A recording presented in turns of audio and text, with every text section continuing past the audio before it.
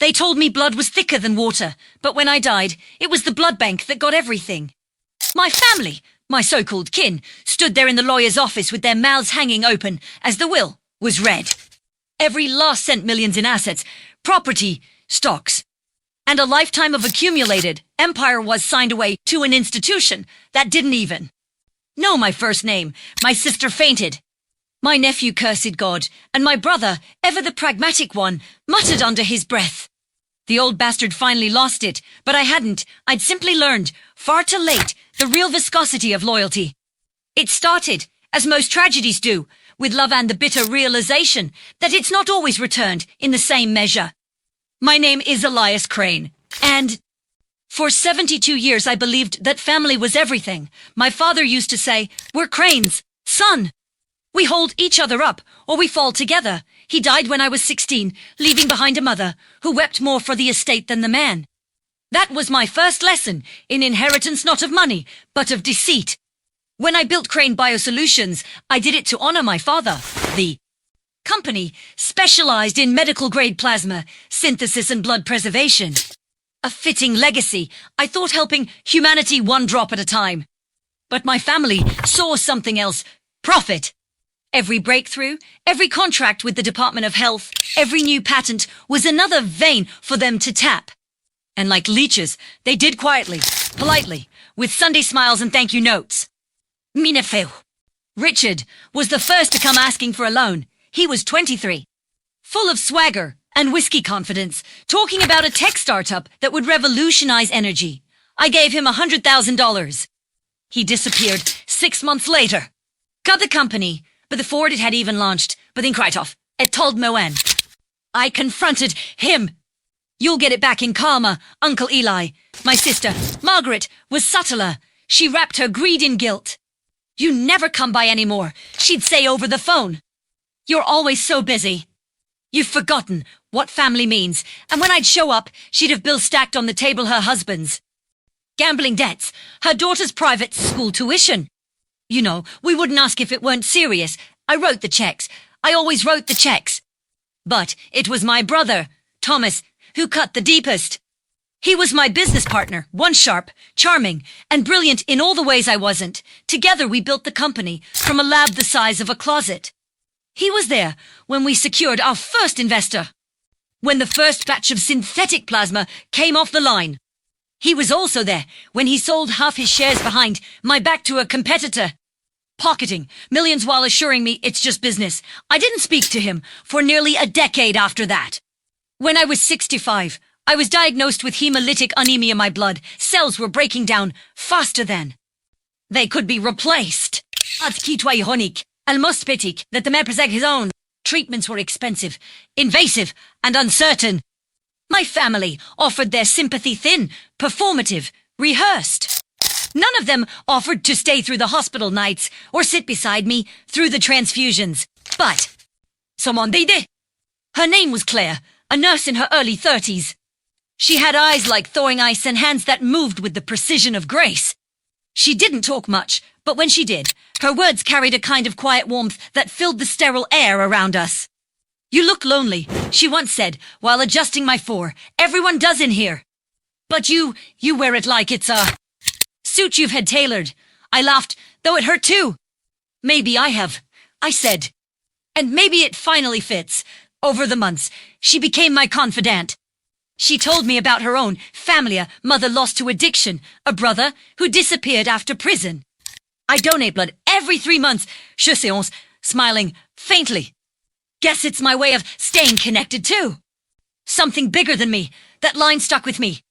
It sounded like faith disguised as biology. One evening, after a particularly grueling transfusion, I told her about my family. The betrayals, the begging, the silence that followed once I stopped giving. She listened without judgment, her face unreadable. You know, she said finally, people like that don't see you as a person anymore. They see you as circulation. Cut them off, and they panic. Her words haunted me. Circulation. It made sense. Everything in life flows until something clogs it. Love, money, trust. My blood disorder was just a reflection of what my life had already become, a system breaking down under its own toxicity. The turning point came a year later, when I nearly died. The transfusion failed, my heart stopped, and for 31 seconds, I was clinically dead. When I woke toi Claire. Her face hovered over me, pale, terrified, but alive with relief. You came back, she whispered, tears streaking her cheeks. Don't ever scare me like that again. No one else came. No flowers, no calls, no visits.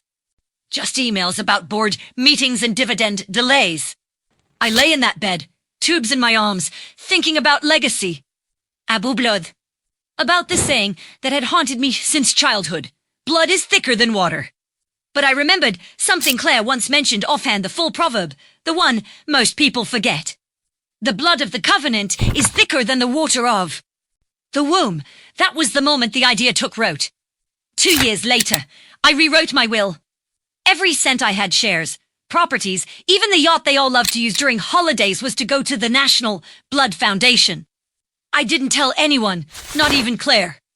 I wanted it to be clean, untainted by their pleading or manipulation.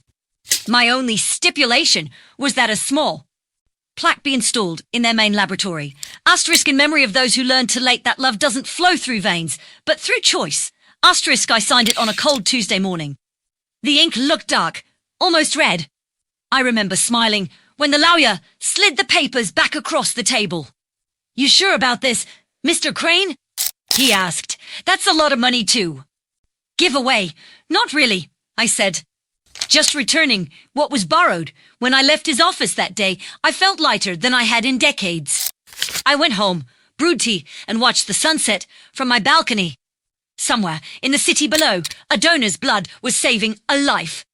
And for the first time, I felt like I was part of something pure. But purity has a way of drawing out rot. Within weeks, we stummed them off to my Khaled. Eli, I heard a rumor about your estate. Tell me it's not true. It's true, I said simply. Silence, then the brittle edge of fury. You're really going to give it all to strangers? To a asterisk bank asterisk? Better them than you, I replied. At least they know what blood is worth. He hung up. And so we returned to the day of the will, where shock met greed and grief turned to hatred. As they stormed out of the office, I could almost hear my father's voice again about how cranes hold each other up. I smiled at the irony. Maybe we did fall together, after all.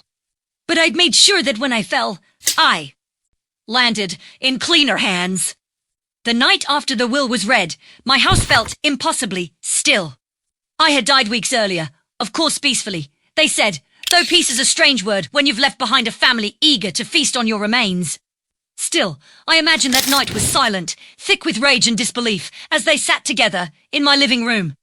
The one I'd refused to sell despite Thomas's insistence it was too old for a man of your success. They gathered there because Margaret couldn't bear to face the press alone.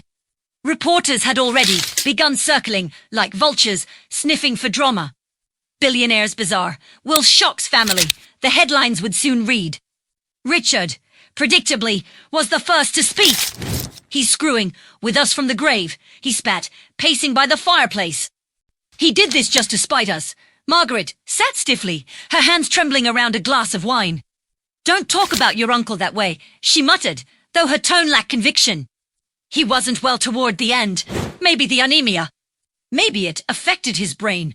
Thomas, leaning against the mantel, gave a bitter laugh. Oh, he knew exactly what he was doing. Elias Crane didn't lift a finger, unless he'd already thought 10 moves ahead. He stared into the flames, eyes hard.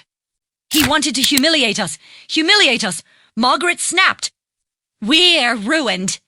Do you know how much of my retirement was tied up in his estate? He promised he'd take care of us. Promises, Thomas said, his voice low. You think a man like him ever meant his promises? Outside, the storm broke, rain hammering the windows. It was fitting. In life, I had always loved the rain. It reminded me of purification, of the way nature stripped everything down to what truly mattered. In death, it felt poetic. That my house was drenched in it, washing away their illusions of entitlement. Asteag, Claire sat quietly in a small apartment across town, unaware of the chaos my will had unleashed.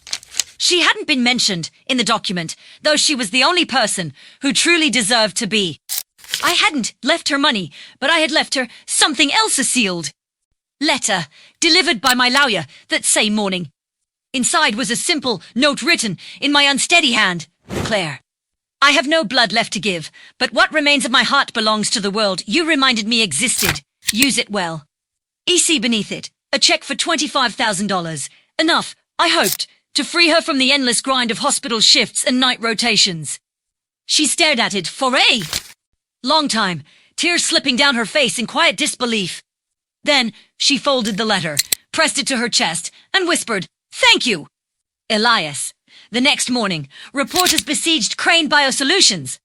My former board members scrambled to make statements distancing themselves from the personal affairs of the late Mr. Crane. The irony wasn't lost on anyone our company, founded on the sanctity of blood, was now being dissected publicly for greed. Thomas held a press conference of his own, his smile tight and performative. My brother was a complicated man, he said into the cameras. We may never understand his final wishes, but we will honor them. He paused, pretending to choke up. That's what family does, behind the scenes. Of course, he'd already hired a legal team to contest the will. So had Margaret. Richard, ever the opportunist, sold his story to a gossip magazine, complete with fake tears and tales of emotional abuse. None of it surprised me. I had anticipated every move. In fact, I'd counted on it. When I met with my lawyer, for the last time, I told him they'll fight it. They'll lie, they'll scheme, they'll drag my name through the mud. But I want every second of that documented. Record it, archive it. Donate it to the foundation. In 1 year's time, he looked confused. To what end, Mr. Crane? I smiled. Education, and so the war. Began quietly at first, then explosively. Depositions, counterclaims, leaks to the press. My family tore into each other, desperate to prove they were the ones I'd truly loved. Old wounds reopened like infections. Thomas accused Margaret of manipulating me into funding her lavish lifestyle. Margaret accused Thomas of coercing me in my final days. Richard accused them both of corruption. It became a circus, and the world loved every minute of it.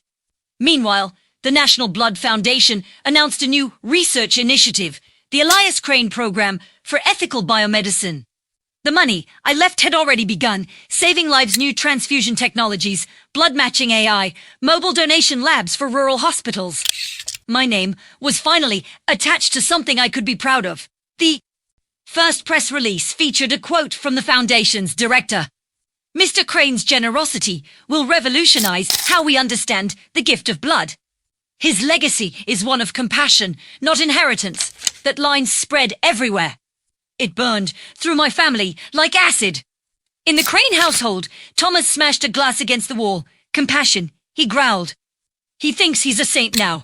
Fine, let's see how compassionate they feel when this goes to court. Margaret flinched, maybe odd. Maybe we should let it go, she said softly. He's gone. Tom, maybe this is what he wanted. Thomas turned on her, his eyes blazing. He wanted revenge. And I'm going to give it to him. He would, in a way. Because in his rage, he'd walk right into the trap I'd left him. You see, long before my diagnosis, I had begun recording every business conversation Thomas and I ever had. Paranoia, perhaps, but a justified one. Those recordings now rested safely with my attorney, sealed in a folder, marked to release only upon contestation. And when he filed his motion to overturn my will, those recordings, his backroom deals, his tax evasion, his quiet collusion with competitors became public record. It took less than a week for the company to remove him from the board. 2 weeks later, the IRS came knocking. And by the end of the month, Thomas Crane's name was synonymous not with brilliance, but betrayal. As for Margaret, she retreated into silence. She sold her house, moved to a smaller one by the coast. Occasionally, she'd receive postcards from the Blood Foundation thank you notes, ironically addressed to the Crane family. She never responded, but she kept them all in a drawer, wrapped in ribbon. Richard disappeared from the headlines as quickly as he'd arrived. His money ran out, his friends vanished. The last I heard through, a nurse who knew Claire he'd been admitted to a rehab clinic under an assumed name. Under Claire. She took that $25,000 and did something I never expected. She started a clinic. Small, humble, but revolutionary in its purpose-free blood testing and donation services for underprivileged families. She called it the Covenant Project. When the foundation asked her where the name came from, she said simply, "It's from something." An old friend once told me that the blood of the covenant is thicker than the water of the womb. The interviewer smiled. Sounds like he was wise. Claire looked away, her eyes glistening. He learned it the hard way. In death, I had given away my fortune. Butin! Glossy business journals became shorthand for scandal. The recordings I'd left behind were still unraveling their reputations. Thomas faced indictment on multiple counts of fraud. Margaret's accounts were frozen pending investigation. And Richard reappeared just long enough to sell his mother's jewelry before vanishing again. It was poor bloodline, draining dry while the blood banks I'd funded overflowed with donations. But even from beyond the grave, I wasn't done watching. You see, I'd planned for that too. Before my passing, I'd set up an AI protocol through Crane Biosolutions' internal servers and automated system designed to send encrypted emails. One per month, triggered by the confirmation of my death. Each message contained fragments of my private journal, sent to one recipient only, Claire. The first message arrived 6 weeks after my funeral.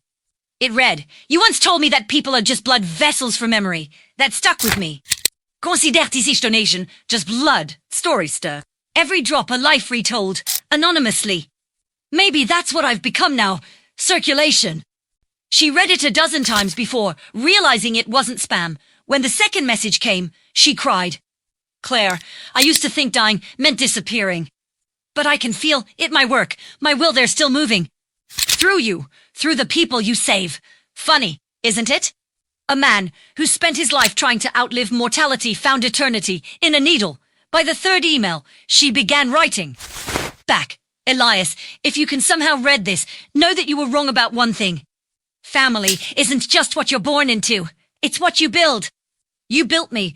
Of course, the messages weren't monitored, but maybe she needed to believe they were. Maybe that was enough." While Claire carried the light forward, Thomas Crane was sinking into shadow. The fraud case against him became a national spectacle. Subpoenas, bank records, hidden accounts in the Cayman Islands.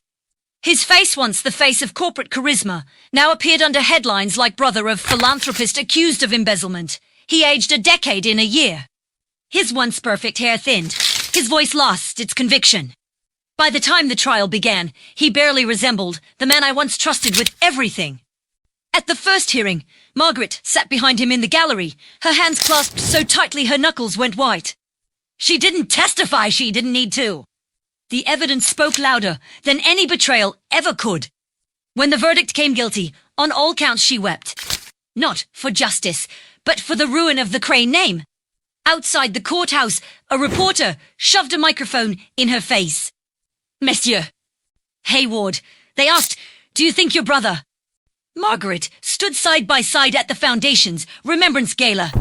Beneath a mural that read, in blood, "We bind not by birth but by choice," it became the organization's motto. By the time Margaret passed, she had rewritten her own will. She left what little. She had her coastal cottage, a few investments, and her late husband's pension to the Covenant Project. When Claire found out, she cried quietly in her office. The funeral was small. No media, no family, just the nurses, a few volunteers, and Claire, who placed a single red rose atop the coffin. Before the service ended, she whispered, "You found your way back to him, Margaret." You both did. Afterward, she went back to work. The clinic was expanding, again this time into an old brick building downtown, one that once housed one of the first Crane Biosolutions labs. When she walked through the cracked doorway, she found the faded company logo still stenciled on the wall. For a moment, she stood there in silence, brushing the dust with her fingertips. Full circle, she murmured. The renovations took months. She refused corporate sponsorship, funding the project entirely through donations. when it opened the building Boris Life Research. Inside, she dedicated one room of quiet, sunlit space to memory. On one wall hung a portrait of me, the same one from Margaret's house. Beneath it, engraved in brass, he gave his blood to science. Then he gave his heart to humanity. People often asked her about me, what I was like, whether the first was as cruel or as kind as the stories claimed. Her answer never changed. He was both, she'd say. And that's what made him human. Years later, after her hair had gone silver and her hands began to tremble with age, she received a visitor, a young boy, no more than 12. His mother had brought him in for a transfusion. The boy looked to set up. Hurks for the dad says you're the life, class my lad. That's one way to put it. He grinned shyly. Was he nice? She thought for a long moment. Not always. But he learned how to be. When the boy left, she went into the memorial room and sat quietly. She watched the afternoon, light spill across my portrait, soft and forgiving. You know, Elias, she whispered, you were right about one thing. Blood death. Remember, outside, sirens wailed faintly, then faded. Somewhere, in another clinic across the city, another life was being saved. The circulation hadn't stopped. It never would. Wintry toughed at first.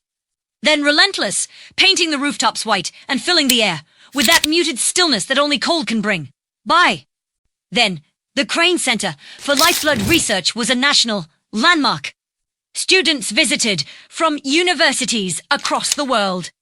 Doctors came to learn, to teach, to carry forward what had begun as one dying man's act of defiance.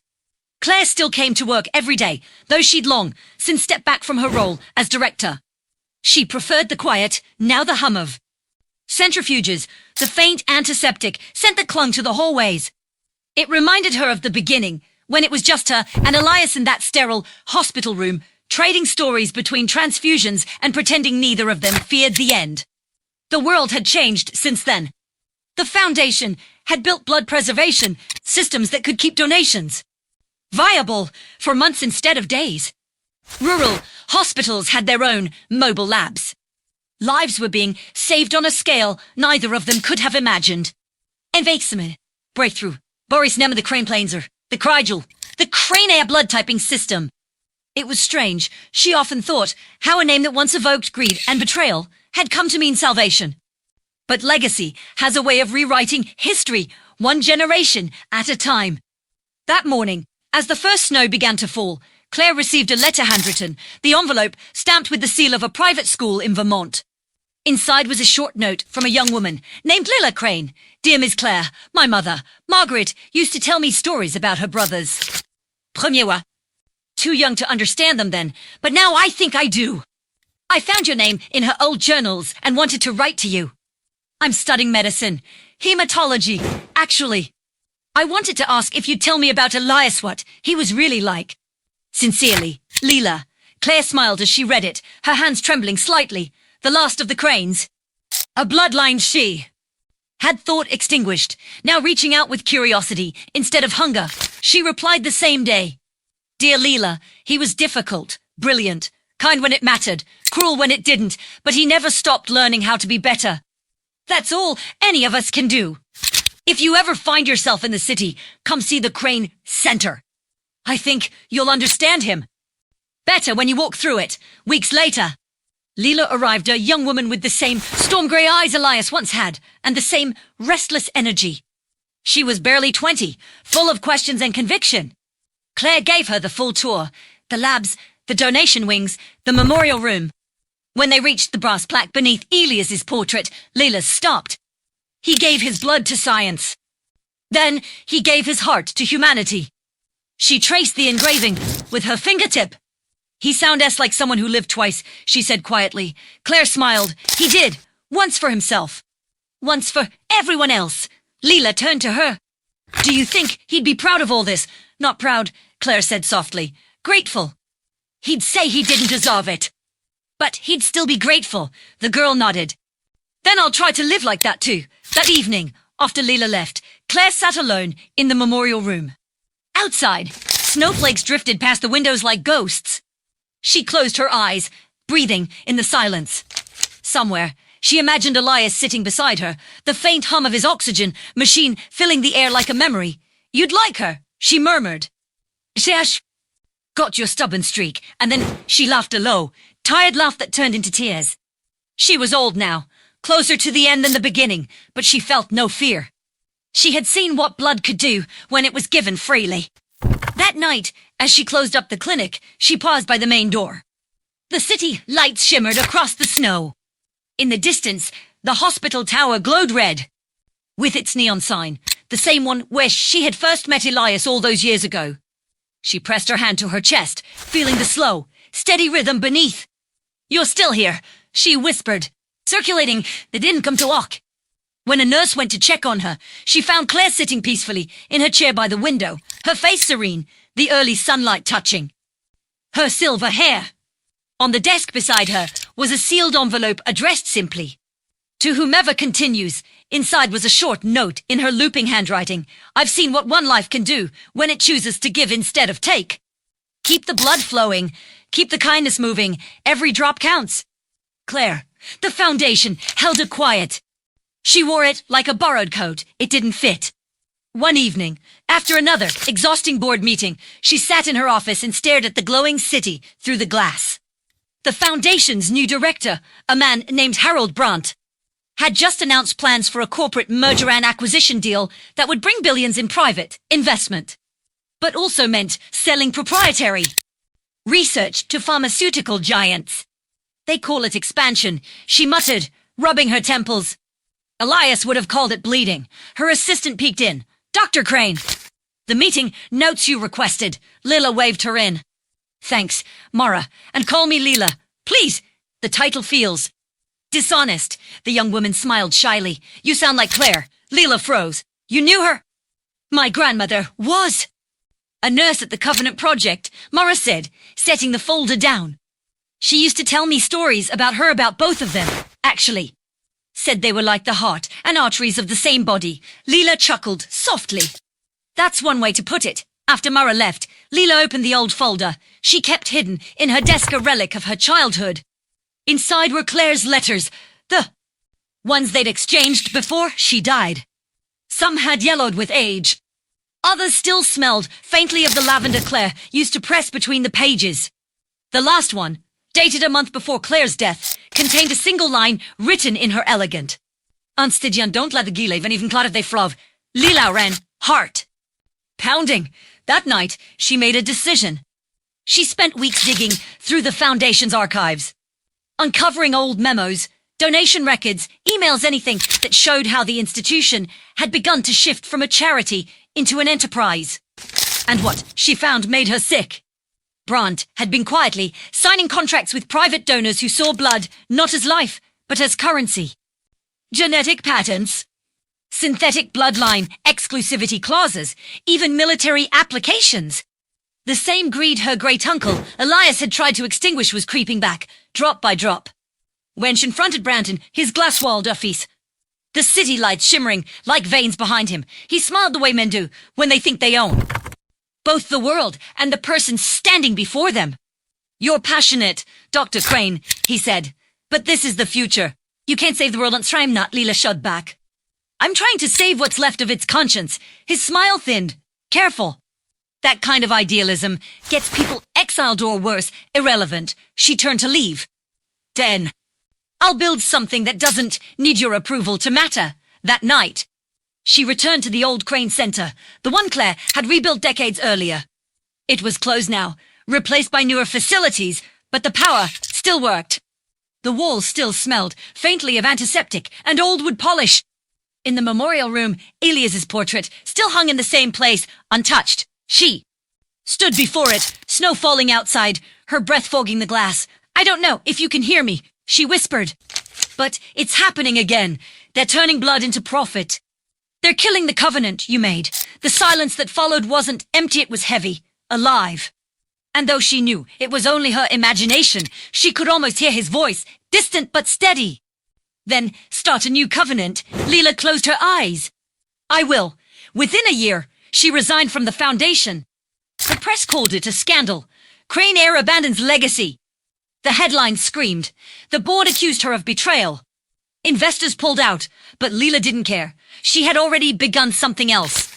It started small, like all revolutions do, a community blood initiative. Run out of an abandoned church in the city's South District. No hierarchy, no profit margins, just donors, nurses, and volunteers who believed in giving freely. They called it Witamont. It spread across the people, responded to its purity, the simplicity of its mission. It reminded them what giving was supposed to mean. By its first anniversary, the Pulse had more active donors than the Foundation's entire Northeast Division. The Crane Foundation tried to shut her down. Lawsuits followed. So did public outrage. The world remembered the old motto, the one etched beneath Ilias's portrait, in blood. We bind not by birth but by choice. And they chose her. In time, the Pulse merged with smaller networks, expanding globally. It became the new covenant, the one Elias had dreamed of but never lived to see. Years later, on the Foundation's centennial, the board finally acknowledged her work. The current director, a quiet woman named Mara Brandt, granddaughter of Harold, stood before the press and said, "The Crane Foundation began with a man who gave his blood. It was saved by a woman who gave her heart. And it was reborn by a generation that gave both. The Pulse Collective and the Foundation now exist as one body, veins united once again." That night, in a quiet ceremony, they unveiled a new mural at the restored Crane Center. It depicted three figures, Elias, Claire, and Leela, their forms intertwined by crimson ribbons flowing between open hands. As the bottom d'Iguas was written to Claire in that long-forgotten letter, "The blood of the covenant is thicker than the water of the womb." Leela stood in the back of the crowd, tears blurring her vision. The applause rose, echoing like a heartbeat through the great hall. She looked up at her ancestors' faces and whispered, "We kept it flowing," and as the lights dimmed, the mural seemed almost to breathe red veins, glowing faintly, pulsing softly as if the legacy itself was still alive, still circulating, still choosing, still flowing. When the applause faded that night, the hall emptied slowly, leaving behind the hush that follows every ending that's really a beginning. Leela stayed long after the crowd had gone, her reflection flickering in the glass of the mural's protective case. Light from the chandeliers trembled like veins of gold on her skin. She could almost imagine the three of them stepping out of the painting, Elias with that wry half-smile, Claire with her calm eyes, both of them standing beside her like they had been waiting for her all along. Outside, the city pulsed. The new headquarters of the Unified Foundation and Pulse Collective stood like a living organism, red-lit corridor, labs-thumbed glass arteries that glowed softly with promise. T bridged one tower to the next. She had designed them that way on purpose. The building wasn't meant to dominate the skyline, but to look like something breathing among it. She left the hall, her footsteps echoing through marble that had seen a century of ambition and forgiveness. Inerofispe, the Pornale transfusion success rates up 40%. Rural survival, statistics improving, genetic anemia, trials entering clinical phase. The world was finally better. But beneath the numbers, she felt the low ache that comes with finishing something that outgrows you. At midnight, she walked the corridor toward the lab wing where the old memorial room had been. They had renamed it *, the circulation chamber *, a place of quiet, reflection for donors and staff. The original portrait still hung there. Someone should